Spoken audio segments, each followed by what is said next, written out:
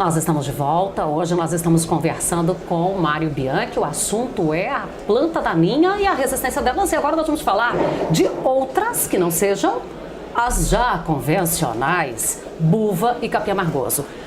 A gente tem visto em palestras, trazendo orientações, artigos, entrevistas, que outro tipo de planta também está sendo problema.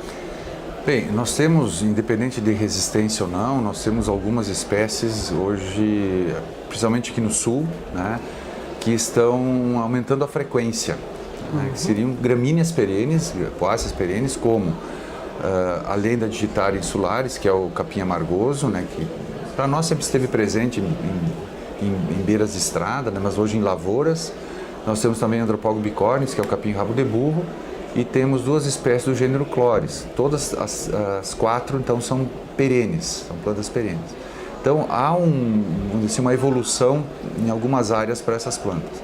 Outra importante, que tem aumentado bastante, é o capim pé de galinha.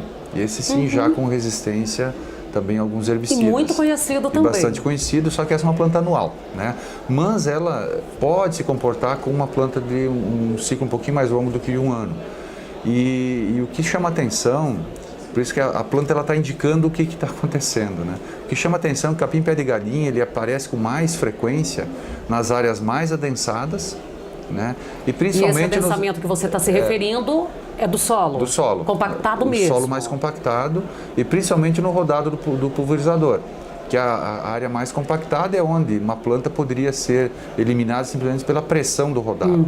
E é uma planta que se adapta muito bem a essa condição. Então, ela está indicando que algum problema tem no solo.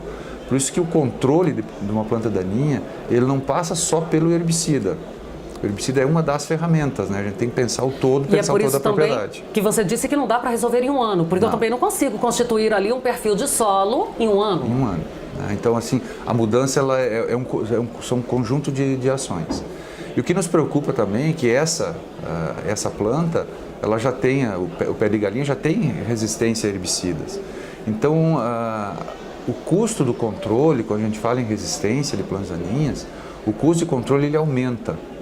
E esse é um ponto importante, né, para o agricultor pensar bem também nas suas decisões, que muitas vezes, né, o uso do produto mais barato, ele pode levar rapidamente também à seleção de uma planta resistente. E que no momento que aparece uma planta daninha resistente, o custo do controle aumenta, ele pode dobrar ou triplicar, dependendo da área. E qual é a atitude correta do produtor quando ele começa a desconfiar que aquela planta está resistente? Bom, o primeiro passo é chamar o seu técnico que dá assistência para identificar corretamente o que aconteceu, né?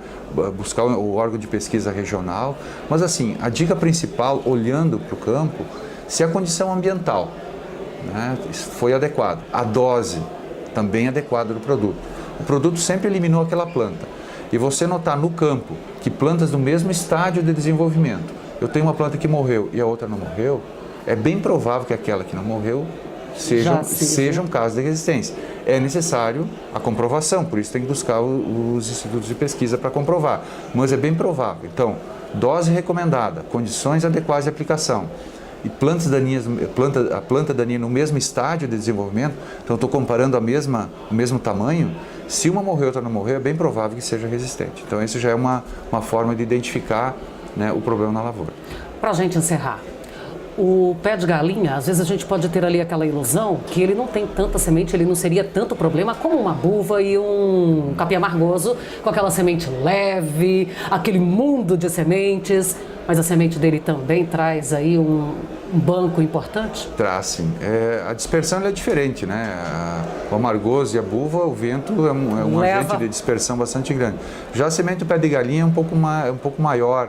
Então a dispersão é mais próxima. Mais próxima. E claro, o grande agente de dispersão é o homem, né? É através da máquina que vai colher a soja que nós vamos fazer a dispersão local ou para outros locais. Então esse é um ponto bastante importante para cuidar.